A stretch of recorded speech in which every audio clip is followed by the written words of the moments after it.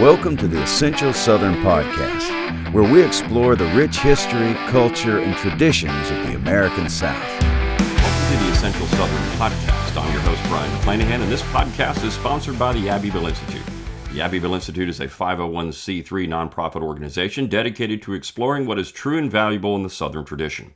If you like our mission, you can go to abbevilleinstitute.org, A-B-B-E-V-I-L-L-E, institute.org. You can give a donation. We exist on your tax-deductible contributions alone and your generosity and support. We offer conferences, our website, all kinds of free stuff that helps us in our mission of exploring what is true and valuable in the Southern tradition. So go ahead to abbevilleinstitute.org and submit a donation today. All right, well, let's talk about the topic of the day, and that is a book written in the early 20th century, in fact, right around World War I. And this particular book is titled The Abolition Crusade and Its Consequences. It was published in 1912, and it was written by an Alabamian named Hilary Abner Herbert. Now, probably most people have never heard of Hilary Abner Herbert. He was Secretary of the Navy in the Grover Cleveland administration. He had served in Congress, was actually a Confederate veteran. And Herbert is probably one of the best examples that we have of reconciliation. Herbert believed it. In fact, when Herbert died in 1917, he lay in state in Montgomery, and on both sides of his grave, he had flanked Alabama National Guardsmen, who, of course, looked like they were dressed in World War I uniforms. But he had U.S. flags on his coffin, Confederate flags on his coffin, and he truly embodied this notion that the Union had to be put back together. It was the best thing for the North. It was the best thing for the South. And he wrote 2 books during this time period on the war and Reconstruction. Now, people would look back at these books today, particularly those historians who are not that fond of a Southern interpretation of the war and Reconstruction, and say they're nothing more than lost cause mythology. But in the early 20th century, one of the most important historians in America, his name was James Ford Rhodes, wrote the introduction to the Abolition Crusade and its consequences, and had some really interesting things to say about it. Now, I wanted to focus, I'm going to read that introduction, and I wanted to focus on one of the chapters in this book because we published it at the website, and there was some questions about it because Herbert had actually said some things in the essay that gave people pause. He said some negative things about secession. But you have to understand his essay in the context of the times. This is just before the Arlington Monument. We want to call it the Reconciliation Monument. We want to call it the Arlington Confederate Monument. Either way, it's written at that same time. It was at that time that this essay is being produced. This book is being produced. And it really reflected the spirit of America in the early 20th century.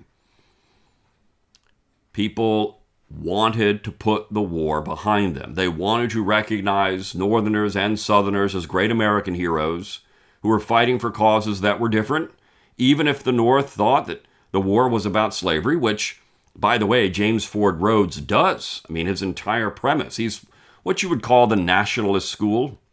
He certainly believed that Lincoln was right, the South was wrong. It was an unjust cause the South was fighting for, but he respected Southerners. And in fact, he's going to say that in this particular introduction. We need to hear the voice of the South. What do they have to say about these things? These people are Americans, and their position should be known. Whether we agree with it or not, we should not suppress it. That's important. Let it have a fair hearing. And because it had a fair hearing, a lot of people believed it. This is also important to note. Rhodes didn't believe it, and he said he disagreed with a lot of it, but he wanted to ensure that Southerners had a voice. And so we published this exposition on secession that Herbert wrote. Now, of course, it's French. Hébert is actually what it would be in French, but Herbert wrote. Actually, there was a naval vessel named after Hilary Herbert at one point, but anyways. The importance of this essay cannot be underscored. He is not defending secession. He thinks secession was right, but he also thinks that maybe it was a mistake. He wants Northerners and Southerners to understand, to have an understanding of the period. That's the object of the historian, to find an understanding. You can agree with him or not. You can think that secession was perfectly justifiable and a great cause, or you can say it wasn't. You can say slavery was the cause of the war, or it wasn't. But either way, he wants to be heard. And what we've seen in the last decade, really, is an effort to suppress this kind of material. Because if it has a fair hearing, as James Ford Rhodes, who's from Connecticut, by the way. Now, Rhodes came from a Democrat family. His father was probably a Copperhead, at least he called himself that. But again, he's from the National School. He loved Abraham Lincoln. I mean, Rhodes thought Lincoln was great. His father didn't, but James Ford Rhodes did. And Rhodes had nothing good to say about Calhoun or Jefferson Davis or the South. He thought they were a disaster for America. But listen what he has to say about this particular book. Again, the book is entitled The Abolition Crusade and Its Consequences, 4 Periods of American History. Notice that Herbert does not shy away from making slavery central to the issues of the 19th century. He's saying abolitionists were part of this. And there was a book written not long ago by Thomas Fleming, not Tom Fleming from Chronicles, but the other Thomas Fleming, who died, he died in the last, I can't remember the exact date, but in the last few years. And the title is Disease of the Public Mind. And this particular book essentially does the same thing that Hillary Herbert does in 1912. Herbert blames the abolitionists for the coming of the war, that it was, these fanatical people that caused this problem, that if you had just had moderate people, you never would have seen it. Maybe American history could have gone in a different direction. Now, of course, the response to this, and if you read the reviews of Thomas Fleming's book, people go ballistic over this thing, because at that point, slavery would not have ended in 1865. You would have had a longer period of time, but we have to understand that Abraham Lincoln was positioned to allow slavery to exist, even if the South came back in the Union, until the early 20th century. He wanted it to end gradually. So the position would be that rational Americans thought that it should end gradually for the benefit of both slaves and their owners, because of the economic consequences and because of the integration of slaves into society.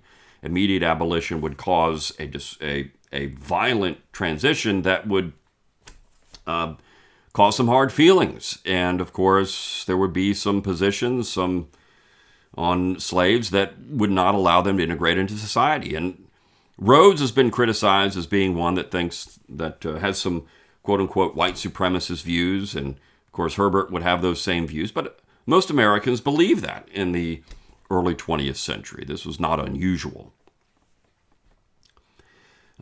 So let me go ahead and read James Ford Rhodes, and then we'll get into what Hillary Herbert says about secession. Rhodes says, Livy extolled Pompey in such a panegyric that Augustus called him Pompeian, and yet this was no obstacle to their friendship. That we find in Tacitus. We may therefore picture to ourselves Augustus reading Livy's History of the Civil Wars, in which the historian's Republican sympathies were freely expressed, and learning therefrom that there were 2 sides to the strife which rent Rome. 2 sides. As we are more than 46 years distant from our own Civil War, is it not incumbent on Northerners to endeavor to see the Southern side? Now, what has Rhodes just admitted there? For years, we've suppressed this. We've just had one side of the issue. Is it not incumbent on Northerners to see the Southern side? What you'll find from modern historians is that there was this lost cause literature, Jefferson Davis and Alexander Stephens and Albert Bledsoe, and somehow, this was the dominant historical interpretation. But what actually was happening in the post-war period is that they were writing these things because they knew it wasn't. That the entire profession, that the writing of history was going to be entirely against them. And they were right about this. I mean, Pollard's lost cause is misinterpreted all the time. What did he really mean by that? But this is important because what Rhodes is admitting is that Northerners had not really paid attention to what Southerners were saying about the war and Reconstruction. They hadn't been paying attention for 50 years. And now here we are in 1912, and Rhodes is saying, well, isn't it important for us to finally sit down and read what they have to say? So he's admitting that Northerners had not really done this. So in other words, all of this literature that was being produced in the post-war period was simply ignored by the North, and that the North had not been influenced one iota by it. And here we are in 1912, and still they're really not that influenced by it. So all of their interest in, say, the Arlington Confederate Monument or Arlington Reconciliation Monument, whatever you want to call it, Herbert actually wrote, he was part of the historical project to produce that monument. In fact, he wrote a little book about it. He called it the Confederate Monument.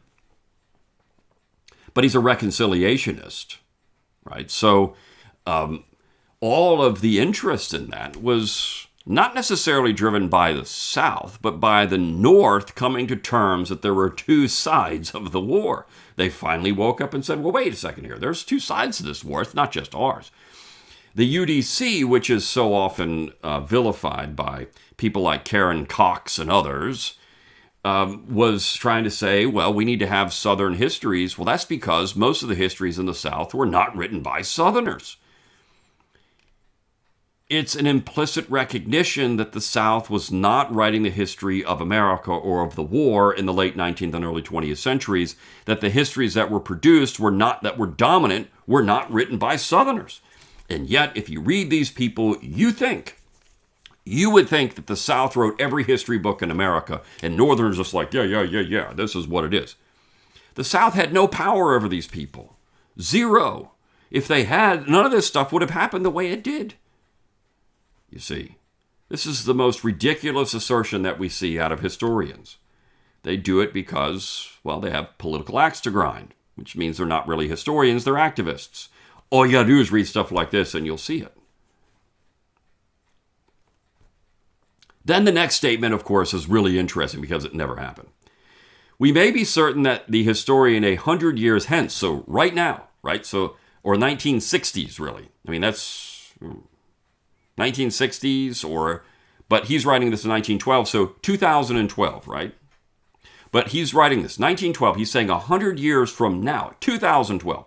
We may be certain that a historian 100 years from now, in 2012, when he contemplates the lining up of 5.5 million people against 22 millions, their equal in religion, morals, regard for law, and devotion to the common constitution, will, as matter of course, aver that the question over which they fought for 4 years had two sides. Rhodes believes that in 2012, historians are going to look back and say, yeah, there was two sides to this conflict. That the right was not all on one side and all wrong on the other. So in 2012, we're going to have enlightened historians looking back at this and saying, Southerners weren't all bad. Northerners weren't all bad. Historians are going to look at this and are not all good. No, historians are going to look at this and they're going to come to this conclusion. False. In fact, it's only gotten worse. This is what makes all this the more depressing. It makes it more sad. Because you see that the historians that are writing now are a bunch of dopes. That James Ford Rhodes, 46 years removed, closer to the conflict than the people now, actually had a clearer view of things than people 200 years removed or close to it. The North should welcome, therefore, accounts of the conflict written by candid Southern men. Mr. Herbert, reared and educated in the South, believing in the moral and economic right of slavery, served as a Confederate soldier during the war. But after Appomattox, when 31 years old, told his father he had arrived at the conviction that slavery was wrong. 12 years later, when Home Rule was completely restored to the South, he went into public life as a member of Congress, sitting in the floor of the House for 16 years. At the end of his last term in 1893, he was appointed Secretary of the Navy by Grover Cleveland, whom he faithfully served during his second administration. Such an experience is an excellent training for the treatment of any aspect of the Civil War. Mr. Herbert's devotion to the Constitution, the Union, and the flag now equals that of any soldier of the North who fought against him. We should expect, therefore, that his work would be pervaded by practical knowledge and candor. After a careful reading of the manuscript, I have no hesitation in saying that the expectation is realized. Naturally unable to agree entirely with his presentation of the subject, I believe that his work exhibits a side that entitles it to a large hearing. I hope that it will be placed before the younger generation who, unaffected by any memory of the heat of the conflict, may truly say, Trojan and Tyrian shall be treated by me impartial. It's a Latin phrase there. But notice, again, some things in this James Ford Rhodes introduction.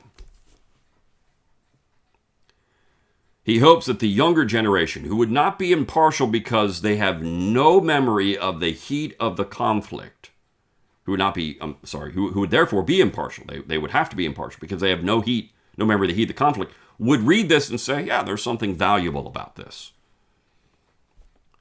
We can look at this dispassionately and say, well, Southerners might have been correct in this. But see, what's happened is people today think that they're still charging Confederate positions. Historians are wearing blue uniforms as they're writing stuff.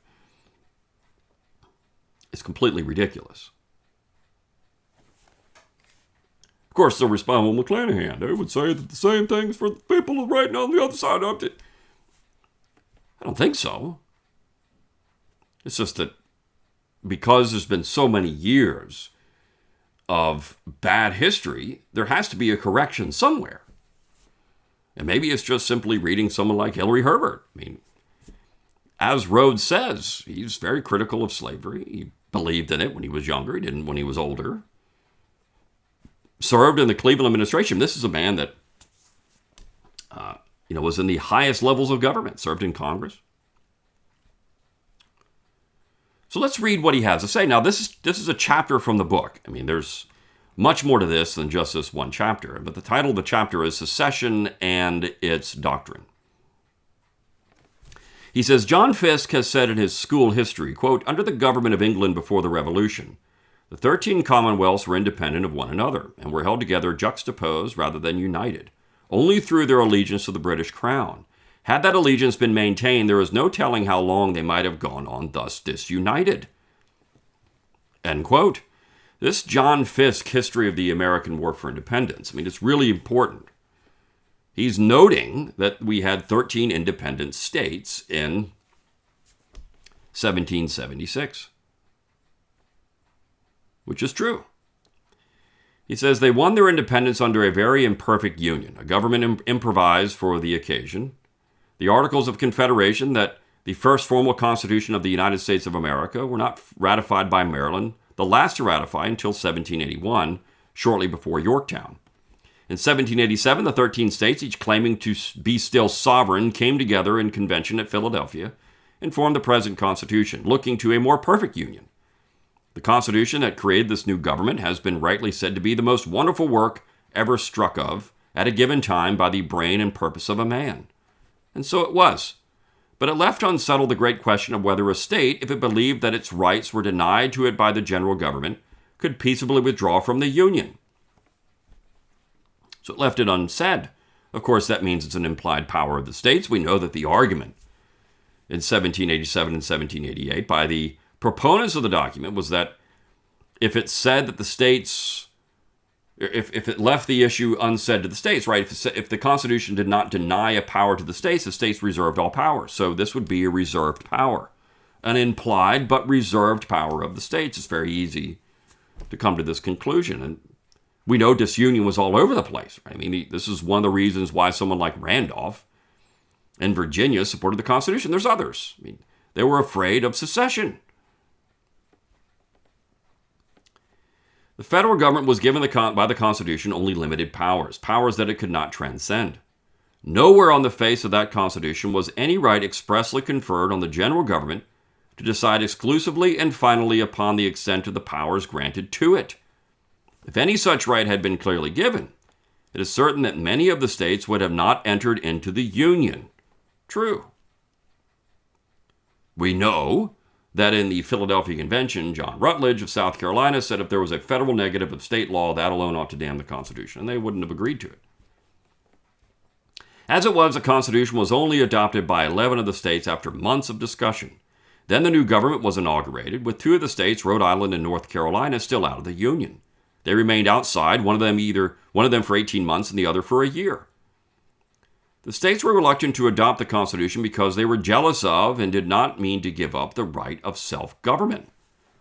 The framers of the Constitution knew that the question of the right of a state to secede was thus left unsettled. They knew, too, that this might give trouble in the future. Their hope was that as the advantages of the Union became in process of time more and more apparent, the Union would grow in favor and come to be regarded in the minds and hearts of the people as indissoluble. They knew that we had states with resumption clauses. 2 of the most important, New York and Virginia, right? If the general government became abusive, we can resume our independent status. From the beginning of the government, there were many, including statesmen of great influence, who continued to be jealous of the right of self-government and insisted that no power should be exercised by the federal government except such as were very clearly granted to the Constitution.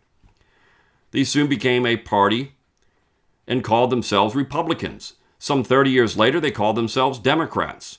Those, on the other hand, who believing and construing the grants of power in the Constitution liberally and broadly called themselves Federalists. So we have the first party system to Herbert, which was founded entirely on this premise. We have limited powers or implied powers. We have strict construction or loose construction. Now, historians have done a lot of work on this. That was certainly a main part of this. There was also foreign policy, Francophiles against Anglophiles, but this really is a big issue. I mean, it's one of the defining issues of the first party system, which were really just factions. They weren't parties like we would see when we get to the Democrats and Martin Van Buren and the Whigs and everything else. But regardless, this was a really important part of the development of factions in America, the powers of the central authority. He says Washington was a Federalist, but such was his influence that the dispute between the Republicans and the Federalists about the meaning of the Constitution did not, during his administration, assume a serious aspect. But when a new president, John Adams, also a Federalist, came in with a Congress in harmony with him, the Republicans made bitter war upon them. France, then at war with England, was even waging what has been denominated a quasi-war upon us to compel the United States, under the old Treaty of the Revolution, to take her part against England. And England was also threatening us. Plots to force the government into the war as an ally of France were in the air. So this is where he gets into the foreign policy side of this. Adams and his followers believed in a strong and spirited government to strike a fatal blow at the plotters against the public peace and to crush the Republicans at the same time. Congress now passed the famous Alien and Sedition laws. One of the Alien laws, June 25, 1798, gave the president, for 2 years from its passage, power to order out of the country at his own will and without trial by jury or other process of law any alien he deemed dangerous to the peace and safety of the United States. That's really remarkable in some ways in the modern era because this is something we're still debating. The Alien law was resisted by the Jeffersonians. But here we have the Federalists saying, well, this is something that the powers of the general government, I mean, it's what they have. Now, Jefferson would say this is not true. But did they actually have those powers? Now, an alien could be any foreigner. We know in 1798, the states had a large role in determining who was a citizen. Now, that has been completely taken over by the general government today. But if this kind of law was passed by Congress again, I think you would have a really interesting argument that because this federal government has assumed these powers, and this is what the left has always wanted, it would have to come up with a very Jeffersonian response to this, which would be alien to their entire, no pun intended, their entire positions over time. The Sedition Law, July 14, 1798, made criminal any unlawful conspiracy to oppose any measure of the government of the United States, which was directed by proper authority, as well as also any false and scandalous accusations against the government, the president, or the Congress. The opportunity of the Republicans had come. They determined to call upon the country to condemn the Alien and Sedition laws, and at the presidential election in 1800, the Federalists received their death blow. The party as an organization survived that election only a few years, and in localities the very name Federalist later became a reproach. The Republicans began their campaign against the Alien and Sedition laws by a series of resolutions, which, drawn by Jefferson, were passed by the Kentucky legislature in November 1798. Other quite similar resolutions drawn by Madison passed the Virginia Assembly in the next year, and these together became the celebrated Kentucky and Virginia resolutions of 1798 and 99. The Alien and Sedition laws were announced in these resolutions for the exercise of powers not delegated to the general government. Adverting to the Sedition law, it was declared that no power over the freedom of religion, freedom of speech, or freedom of the press had been given. On the contrary, it had been expressly provided by the Constitution that Congress shall make no law respecting the establishment of religion, or prohibiting the free exercise thereof, or abridging the freedom of speech or of the press. So, they're going in using the First Amendment. The first of the Kentucky resolutions was as follows, quote, "Resolved that the several states composing the United States of America are not united on the principle of unlimited submission to the general government, but that by compact under the style and title of a Constitution for the United States and of amendments thereto, they constituted a general government for specific purposes, delegated to that government certain definite powers, reserving each state to itself the usury mass of right to their own self-government, and that whensoever the general government assumes undelegated powers, and its acts are unauthoritative, void, and of no effect. That to this compact each state is ceded as a state, and as an integral party, its co-states forming as to itself the other party. That the government created by this compact was not made the exclusive or final judge of the extent of the powers delegated to itself, since that would made its discretion, and not the Constitution, the measure of its powers. That as in all other cases of compact among parties having no common judge, each party has a right to judge for itself as well as infractions as of the mode and measure of redress." End quote. This is the most powerful section of the Kentucky Resolution. And we could go into that. I mean, we could just focus on the Kentucky resolutions, and we have in the Abbeville Institute many times. But again, this is essential. That paragraph is essential to understanding the Southern tradition of political decentralization. Now, Southerners weren't the only ones to believe this. I mean, Northerners did the exact same thing. In fact, they would dust off the Virginia and Kentucky resolutions themselves. But here's Jefferson expounding on this. It becomes the Jeffersonian principle behind government. It states the compact fact of the Constitution, not a theory, but the fact. I mean, Jefferson was correct. This is how people understood the Constitution when it was ratified. The evidence is all there. Even those on the left are starting to concede this. What changed, of course, is the 14th Amendment. That's a whole other issue. Undoubtedly, it is from the famous resolutions of 1798-99 that the secessionists of a later date drew their arguments. The authors of these celebrated resolutions were, both of them, devoted friends of the Union they had helped construct. Why should they announce a theory of the Constitution that was so full of dangerous possibilities? The answer is they were announcing the theory upon which the states, or at least many of the states, had 10 years before ratified the Constitution. A crisis in the life of the new government had now come. Congress had usurped powers not given. It had exercised powers that had been prohibited, and the government was enforcing the obnoxious statutes with a high hand. Dissatisfaction was intense. So that's why. I mean, how could these people come up with something so dangerous? Because the Congress was violating the Constitution. Something had to be done. Somebody had to step in and stop it, and it was the states of Virginia and Kentucky, which, by the way, a lot of work has been done on this. For years it was thought, well, nobody else came to their aid. This is false. Again, There's been some serious inquiry to this topic, and other states were ready to rally around Virginia and Kentucky. Not just in the South, but also in the North. Not New England, but other northern states like Pennsylvania. Jefferson and Madison were undoubtedly Republican partisans, Jefferson especially, but it is equally certain that they were both friends of the Union. And as such, they concluded with the lights before them that the wise course would be to submit to the people, in ample time for full consideration, before the then coming presidential election, a full, clear, and comprehensive exposition of the Constitution precisely as they and as the people then understood it. This they did in the resolutions of 1798 and 1799. And the very same voters who had created the Constitution of 1798 now, with their sons to aid them, endorsed these resolutions in the election of 1800, which had been laid before them by the legislatures of two Republican states as a correct construction of that instrument. The election proved that what Jefferson and Madison had said, now, of course, nobody knew they had said this yet. It was later. But they proved by their election of Jefferson that this was the correct interpretation of the Constitution.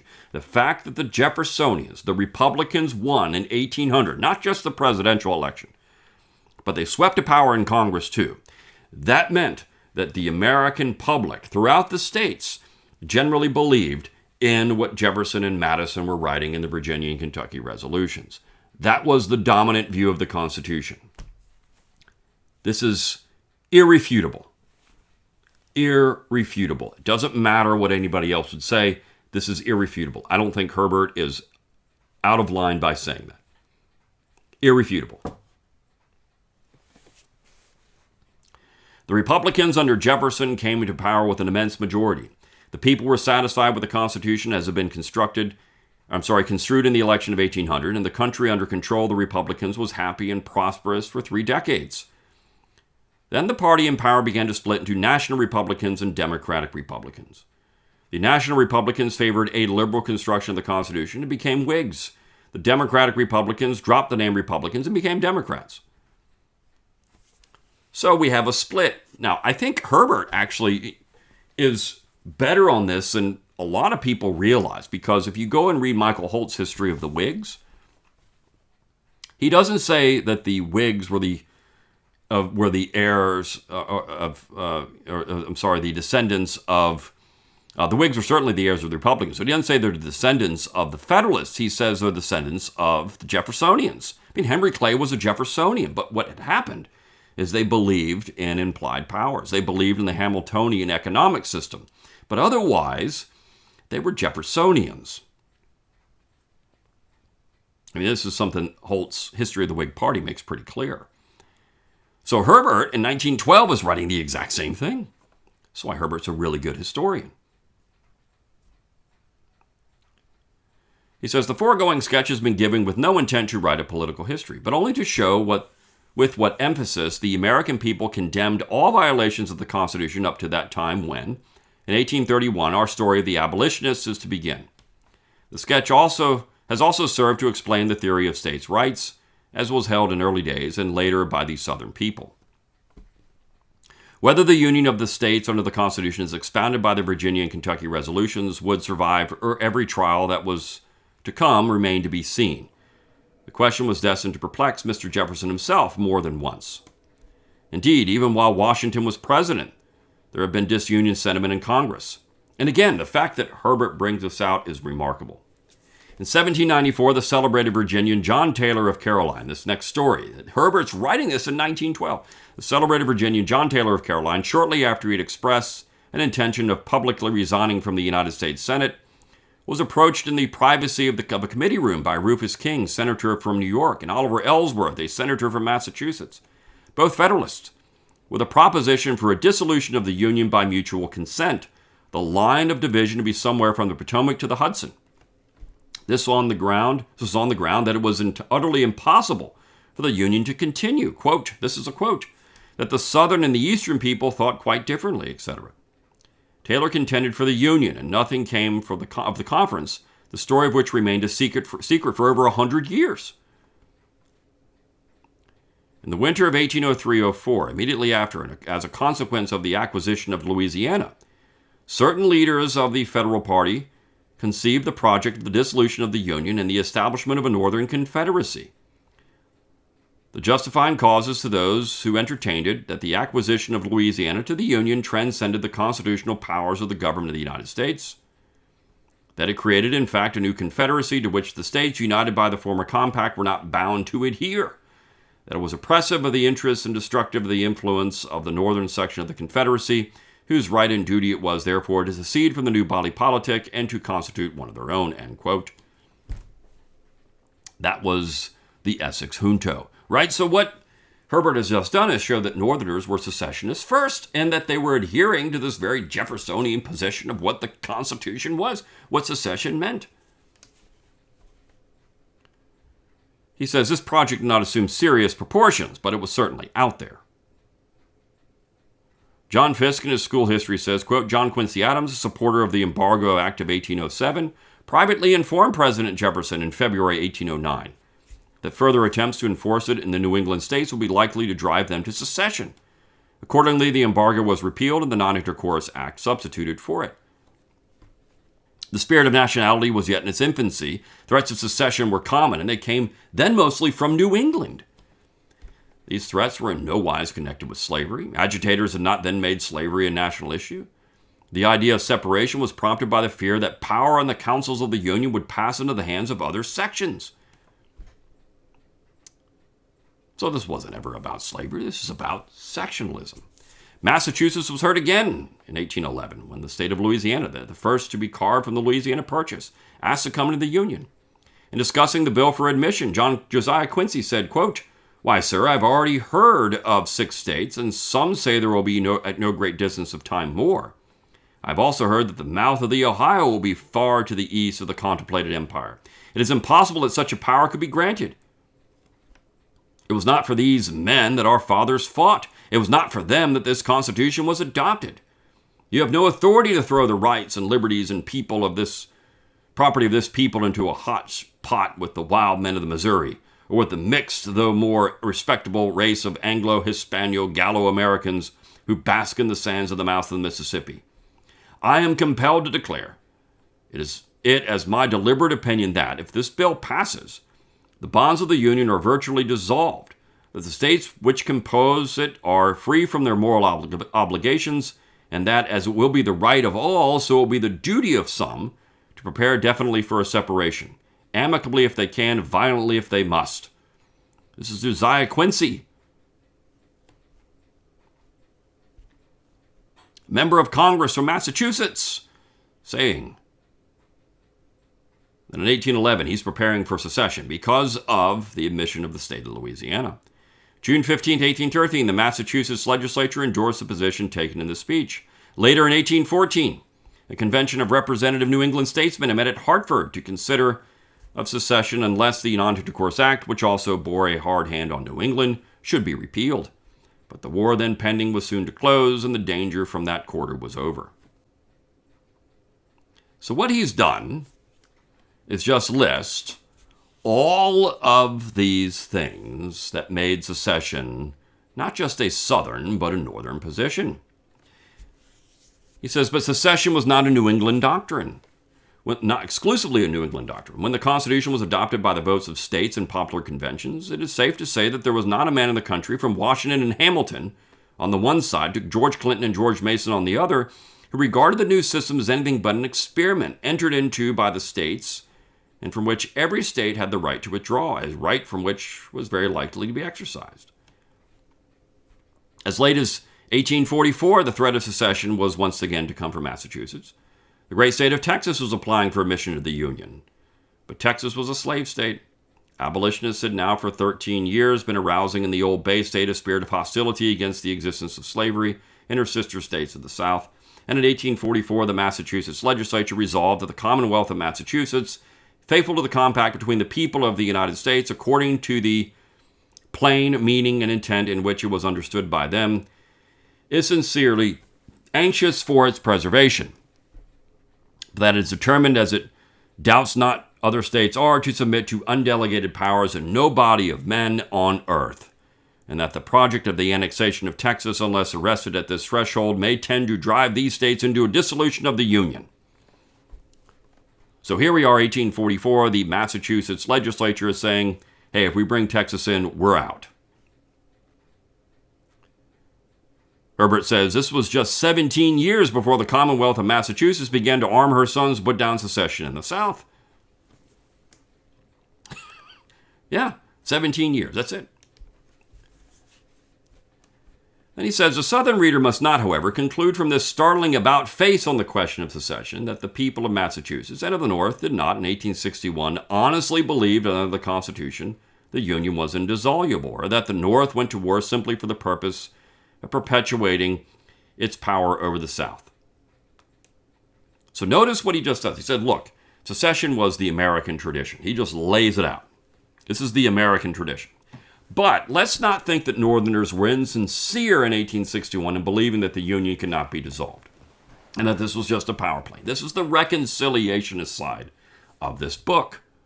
He's saying, look, let's believe Northerners when they said that they believed the Union was indissoluble, that this was what they were fighting for. Let's believe them, because we need them to believe us, that we were sincere in our conviction that we were fighting for the old positions of the government, that we had two important positions, that both were valid.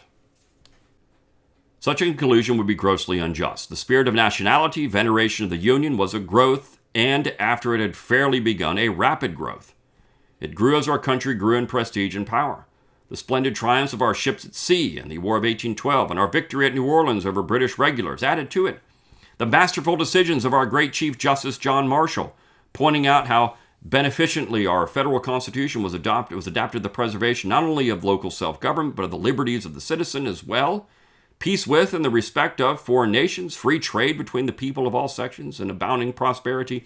All these things created a deep impression, and Americans began to hark back to the words of Washington in his farewell address, quote, "The unity of our government, which now constitutes you as one people, is also dear to you. It is justly so, for it is a main pillar in the edifice of your real independence, the support of your tranquility at home, of your peace abroad, of your safety, of your prosperity, of that very liberty which you so highly prize." But far and away, every other single element contributing to the development of Union sentiment was the wonderful speech of Daniel Webster, January 26, 1830, in his debate in the United States Senate with Hayne of South Carolina.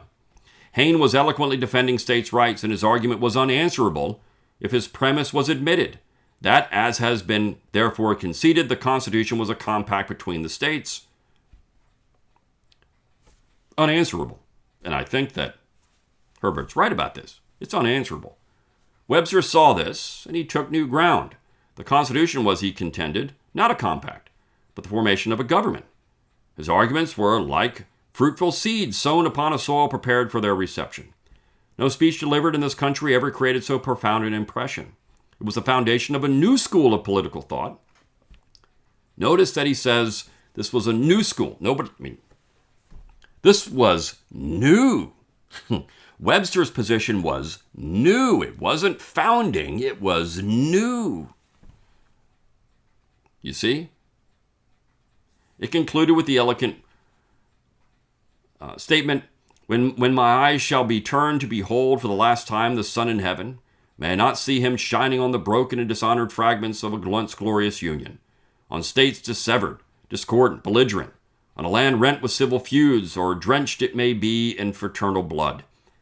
Let their last feeble and lingering glance rather behold the gracious ensign of the Republic, now known and honored throughout the earth, still full high advanced in its arms and trophies streaming in the original luster, not a stripe erased or polluted, not a single star obscured, bearing for its motto no such miserable interrogatory as, what is all this worth?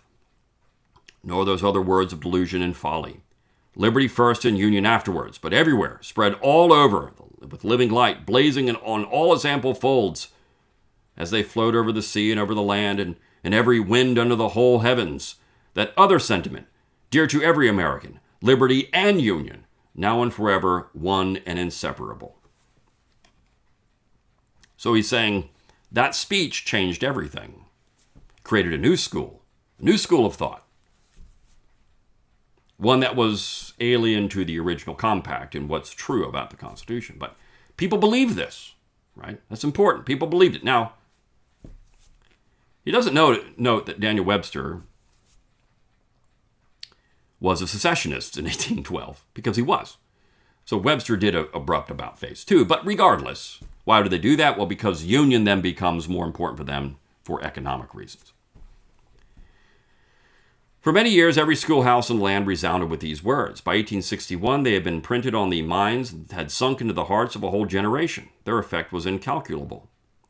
It is perfectly true that the secession resolutions of Massachusetts legislature of 1844 was passed 14 years after Webster's speech, but the garrisons had then been agitating the slavery question within her borders for 14 years, and the old state was now beside herself with excitement. There was another great factor in the rapid manufacture of Union sentiment at the North that had practically no existence at the South. It was immigration. The newcomers from over the sea knew nothing and cared less about the history of the Constitution or the dialects of secession. They had sought a land of liberty that to them was one nation with one flag flying over it. In their eyes, secession was rebellion. Immigrants to America, practically all settling in northern states, were during the 30 years, 1831 to 1860, 4,910,590. And these must, with their natural increase, have numbered at least 6 million in 1860. In other words, far more than one-fourth of the people of the North in 1860 were not themselves or their fathers in the country in the early days when the doctrine of states' rights had been in the ascendant. And as a rule, to these new people, that old doctrine was folly. So, immigration is going to change the nature of things. Interesting. In the South, the situation was reversed. Slavery had kept immigrants away. The whites were nearly all the old revolutionary stock and had inherited all the old ideas. Still, love of pride in the Union had grown in them too, nor were the Southerners all followers of Jefferson. From the earliest days, much of the wealth and intelligence of the country, North and South, had opposed the democracy, first as Federalists and later as Whigs. In the South, the Whigs have been described as a, quote, fine, upstanding old party, a party of blue broadcloth, silver buttons, and a coach and four. It was not until anti-slavery sentiment had begun to array the North as a section against the South that Southern Whigs began to look for protection to the doctrine of states' rights. Woodrow Wilson says in his Division and Reunion, page 47, of Daniel Webster's great speech in 1830, quote, "The North was now beginning to insist upon a national government. The South was continuing to insist upon the original understanding of the Constitution." That was all. And in those attitudes, the two sections stood in 1860-61. One on the modern theory of the indestructible Union, the other again upon the old idea that the states had the right to secede from the Union. That's it. So this speech changed things. But as Wilson says, this is what became, in Herbert's mind, this is what became the important thing. And then he brings it to a close with this story of two Irishmen. In 1848, there occurred in Ireland the Rebellion of the Young Irishmen. Among the leaders of that rebellion were Thomas F. Meagher and John Mitchell. Both were banished to Great Britain's penal colony. Both made their way a few years later to America. Both were devotees of liberty, both men of brilliant intellect and high culture. Meagher settled in the North, Mitchell in the South. This is about 1855. Each, from his new standpoint, studied the history and the constitution of his adopted country. Meagher, when the war between the North and South came on, became a general in the Union Army. Mitchell entered the civil service of the Confederacy, and his son died a Confederate soldier. The Union or Confederate partisan who has been taught that his side was entirely right and the other side internally right and the other side eternally wrong should consider the story of these two young Irishmen. How fortunate it is that the ugly question of secession has been settled and will never again divide Americans or those who come to America. So, in other words, two people coming in from a different place study the history and both come to different conclusions. Because both, he says, are American positions, and that the unification, this is why this is a reconciliationist book, that secession is gone and that reconciliation is important to put these things together and will no longer have this bloodshed. It's why I wanted to focus on this essay, because there's so much in it. But at the end, the conclusion is reconciliationist. You can disagree or agree with that, doesn't matter. But this is what people were thinking in the South, many of them in the early 20th century. And the fact that Rhodes, as I said in the beginning, has taken this seriously shows you that Northerners were not doing that to this point. All right. See you next time for the next episode. See you then.